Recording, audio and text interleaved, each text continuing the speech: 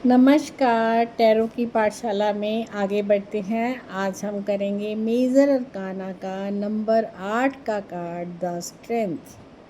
सबसे पहले मैं आपको कार्ड दिखाती हूँ। Number 8 the strength.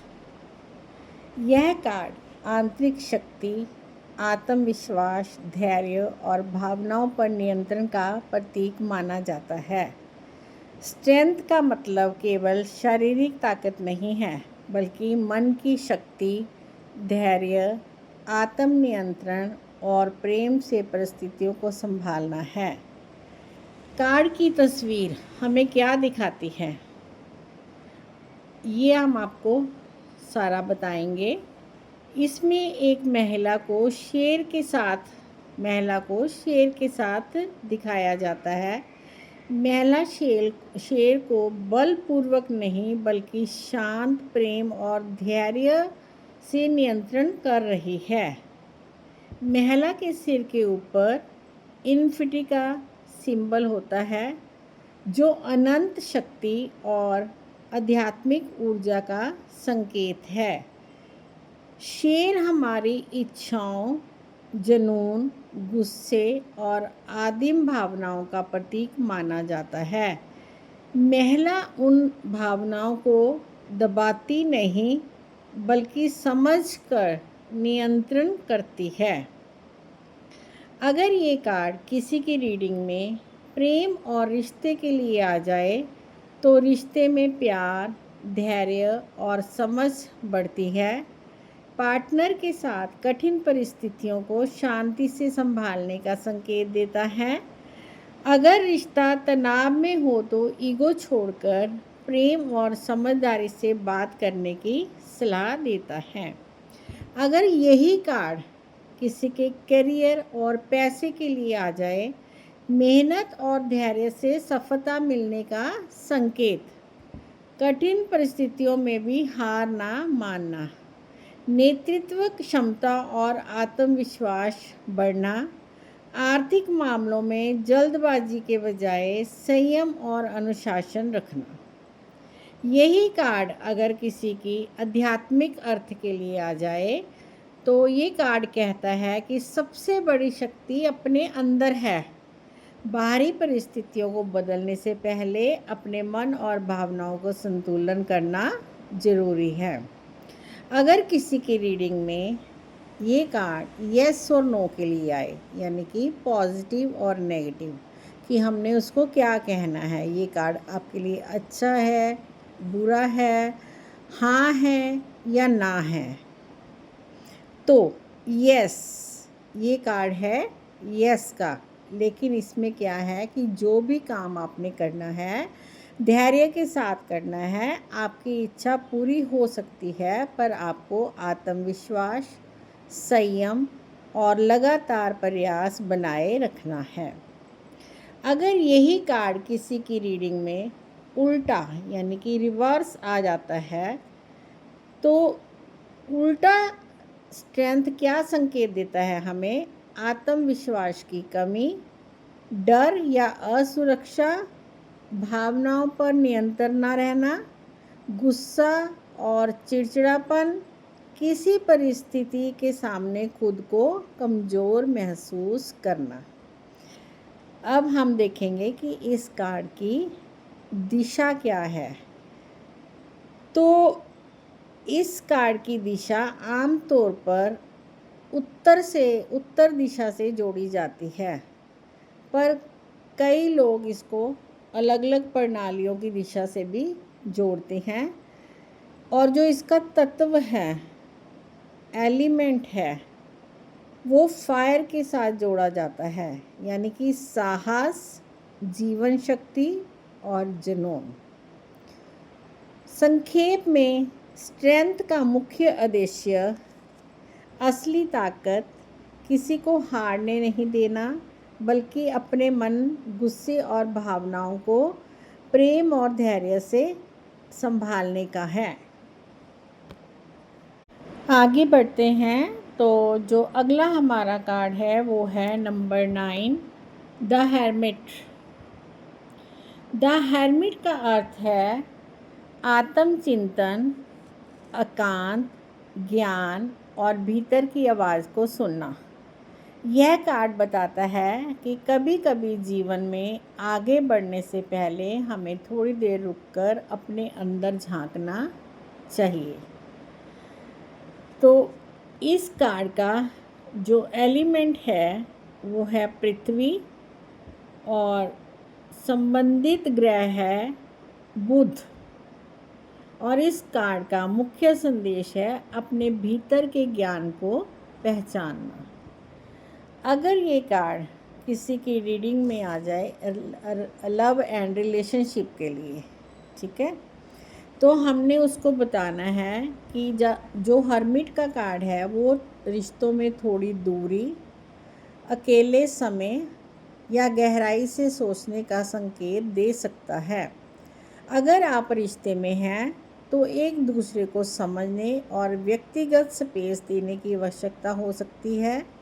सिंगल लोगों के लिए कार्ड पहले स्वयं को समझने फिर रिश्ते में आने का संकेत देता है। अगर यही कार्ड किसी के लिए करियर के लिए और धन के लिए आता है तो हमने उसको ये बोलना है कि करियर में ये कार्ड अनुभव, रिसर्च, अध्ययन और विशेषज्ञता का संकेत देता है। जल्दबाजी में निर्णय लेने के बजाय सोच समझकर आगे बढ़ना बेहतर है। किसी अनुभव व्यक्ति से मार्गदर्शन मिल सकता है। अगर यही कार्ड किसी की आध्यात्मिक अर्थ के लिए आए तो यह कार्ड आध्यात्मिक यात्रा और आंतरिक ज्ञान का प्रतीक है। लालटेन की रोशनी यह दर्शाती है कि रास्ता बाहर नहीं है बल्कि हमारे अंदर के प्रकाश से ही मिलता है। अगर हर्मिट का कार्ड किसी की रीडिंग में उल्टा आ जाए, उल्टा आने पर यह अत्यधिक अकेलापन, लोगों से कटना, मार्गदर्शन ना लेना या अपने भीतर की आवाज़ को अनदेखा करना दिखा सकता है। कभी कभी यह कार्ड संकेत देता है कि अब एकांत से बाहर आकर लोगों से जुड़ने का समय है। अकेले में मत रहिए, लोगों से जुड़िए। अब हम आगे बढ़ते हैं। नेक्स्ट जो हमारा कार्ड है मेजर अरकाना का number 10 card, wheel of Fortune. ये टैरो कार्ड बहुत ही टैरो का महत्वपूर्ण कार्ड है। यह परिवर्तन, भाग्य, अवसर और जीवन के चक्र को दर्शाता है। Number 10, the wheel of Fortune. मुख्य अर्थ है भाग्य का बदलना, परिवर्तन, नए अवसर, अचानक घटनाएं, कर्म, जीवन का चक्र, उतार चढ़ाव, प्रगति। कार्ड का मूल उद्देश्य, व्हील ऑफ फॉर्चून हमें बताता है कि जीवन हमेशा एक जैसा नहीं रहता। परिस्थितियाँ बदलती रहती हैं। कभी समय हमारे पक्ष में होता है और कभी कभी हमारे उलट होता है, जिसमें हमें धैर्य रखना पड़ता है। यह कार्ड अक्सर किसी महत्वपूर्ण बदलाव या नए मोड़ का संकेत देता है। अगर यह कार्ड किसी के करियर और धन के लिए आ जाए, नौकरी या बिजनेस में अचानक नया अवसर मिल सकता है। रुका हुआ काम दोबारा गति पकड़ सकता है। आर्थिक स्थिति में बदलाव आने का संकेत देता है। कभी कभी अचानक लाभ या नई आय का रास्ता खुल सकता है। यह कार्ड कहता है अवसर आए तो उसे पहचान कर उसका लाभ उठाएं। अगर यही कार्ड किसी के लव एंड रिलेशनशिप के लिए आता है तो हमने उसको बताना है कि आपके रिश्ते में एक नया मोड़ आ सकता है। पुराने रिश्ते में परिस्थितियां बदल सकती हैं। सिंगल व्यक्ति के जीवन में अचानक किसी नए व्यक्ति का प्रवेश हो सकता है। कभी कभी यह कार्ड पुराने रिश्ते के वापस आने या परिस्थितियों के द्वारा सामने आने का संकेत भी देता है। परिवार और व्यक्तिगत जीवन के लिए अगर किसी का ये कार्ड आए तो हमने उसको बताना है कि आपके परिवार में या आपके व्यक्तिगत जीवन में कोई ऐसी घटना हो सकती है जो इस समय की आपकी जो परिस्थितियां चल रही हैं उनको बदल दे। कार्ड हमें परिवर्तन को स्वीकार करने और उसके साथ आगे बढ़ने की सलाह देता है। अगर यही कार्ड किसी के आध्यात्मिक अर्थ के लिए आए तो यह कार्ड कर्म और जीवन के चक्कर से जुड़ा है। जो परिस्थितियां हम अनुभव करते हैं उनसे सीख लेकर आगे बढ़ना इसका महत्वपूर्ण संदेश है। यह कार्ड हमें याद दिलाता है कि हर उतार के बाद चढ़ाव भी आता है और हर चढ़ाव के बाद बदलाव निश्चित है।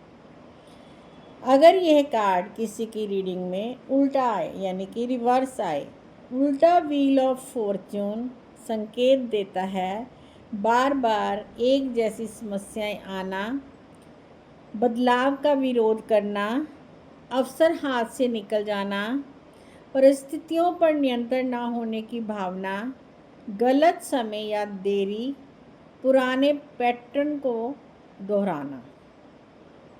समय का संगीत नंबर 10 का होने के कारण कभी कभी यह 10 दिन, 10 सप्ताह या महीने की 10 तारीख जैसे संकेत भी देता है। अगर किसी की रीडिंग में ये कार्ड आ जाए, पूछे कि कितना समय लगेगा, तो उसको हम बोल सकते हैं भाई नंबर 10 का कार्ड है। उसको तो चलो नहीं कहना हमने कि 10 नंबर का कार्ड है, हम देखेंगे तो उसका जो भी काम है उसको होने में 10 दिन भी लग सकते हैं, 10 सप्ताह भी लग सकते हैं या महीने की 10 तारीख को भी हो सकता है। लेकिन फिर भी टैरो कार्ड में समय निश्चित नहीं माना जाता, ये मैं आपको बता दूं।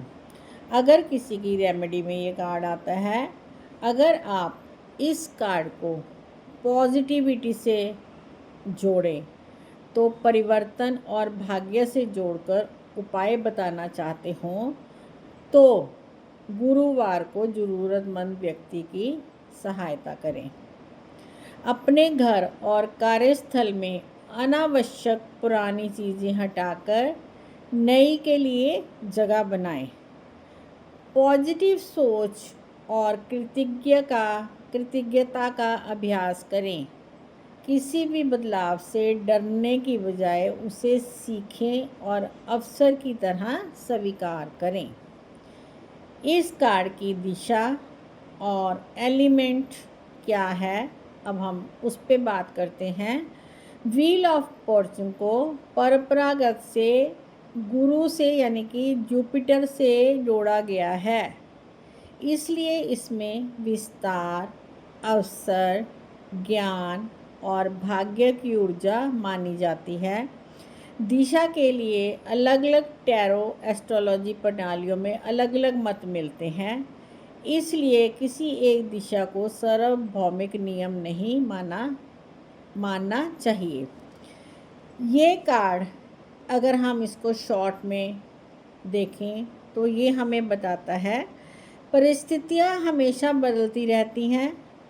ये जो भाग्य का पहिया है ये घूमता रहता है, इसलिए बदलाव को स्वीकार करें और आने वाले अवसर का खुश होकर स्वागत करें। तो आज हमने आपको टैरो क्लास की पाठशाला में ये 3 कार्ड्स करवाए हैं। Number 8 strength, number 9 the hermit, number 10 wheel of fortune. आशा है आप सबको सब समझ आ गया होगा। तो नोट्स भी साथ में आपने बना लिए होंगे, तो इनको बारी बारी सुनते रहा करें। जितना इनको आप बारी बारी सुनेंगे और साथ में कार्ड को देखेंगे, पूरी कार्ड की ऊपर से लेके नीचे तक रीडिंग लेंगे अच्छे से, कार्ड की पिक्चर को समझेंगे कि कार्ड हमें क्या बताना चाह रहा है। हर कार्ड की स्टोरी कार्ड के अंदर है, बाहर से कुछ नहीं है। हर कार्ड की स्टोरी कार्ड के अंदर है। हर कार्ड अपनी कहानी खुद बता रहा है। अगर आपको एक बार कार्ड की स्टोरी पता लगी तो आपको खुद से इनको देखना आ जाएगा और किसी को उसके बारे में बताना भी आ जाएगा।